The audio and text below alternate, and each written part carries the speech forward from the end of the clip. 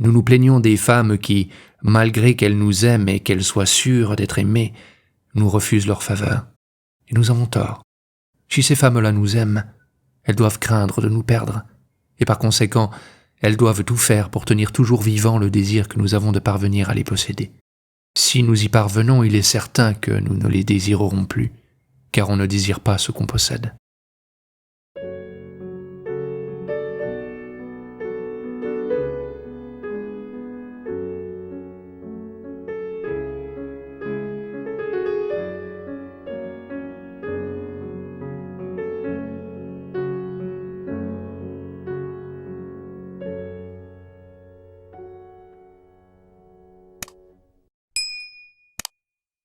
Les beaux moments m'ont toujours dédommagé des mauvais, au point de m'en faire aimer leur cause.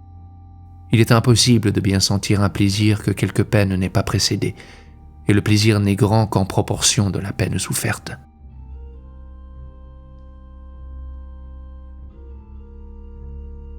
Les étincelles de feu qui sortirent visiblement de ses yeux me dardèrent le cœur et me gelèrent. Ne vous fâchez pas, physicien de nos jours qui me lisez, car je ne vous donne pas ce phénomène comme un miracle. Oui, ils me gelèrent. Un grand amour qui élève l'homme au-dessus de son être est un feu très puissant qui ne saurait commencer que par un froid de la même force en juste opposition, tel que je l'ai senti dans ce moment-là, et qui m'aurait causé la mort s'il eût duré au-delà d'une minute.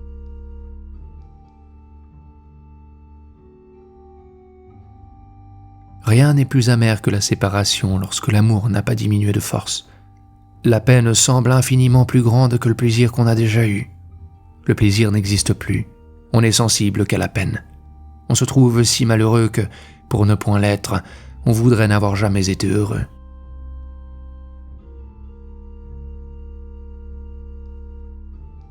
Cette fortune, qu'en qualité de synonyme de hasard je devrais mépriser, se rend respectable comme si elle voulait me paraître une divinité dans les plus décisifs de tous les événements de ma vie. Elle s'est amusée à me faire toujours voir qu'elle n'est pas aveugle comme on le dit.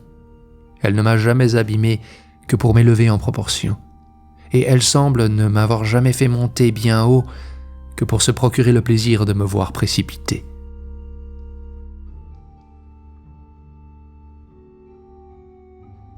C'est un fait hors de question qu'une âme noble ne croira jamais de pouvoir n'être pas libre.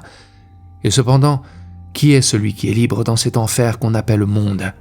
Personne. Le seul philosophe peut l'être, mais par des sacrifices qui ne valent peut-être pas le fantôme liberté.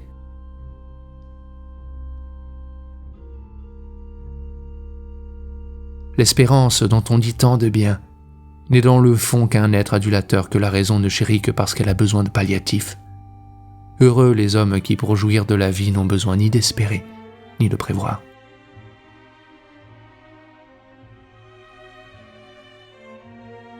L'homme est un animal qui ne peut être endoctriné que par la cruelle expérience. Cette loi fait que le monde existera toujours dans le désordre et dans l'ignorance, car les doctes n'en forment que tout au plus la 100e partie.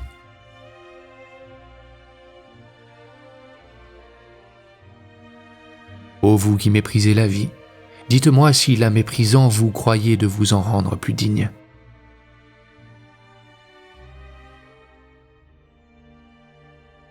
La mort est un monstre qui chasse du grand théâtre un spectateur attentif avant qu'une pièce qui l'intéresse infiniment finisse. Cette seule raison doit suffire pour la détester.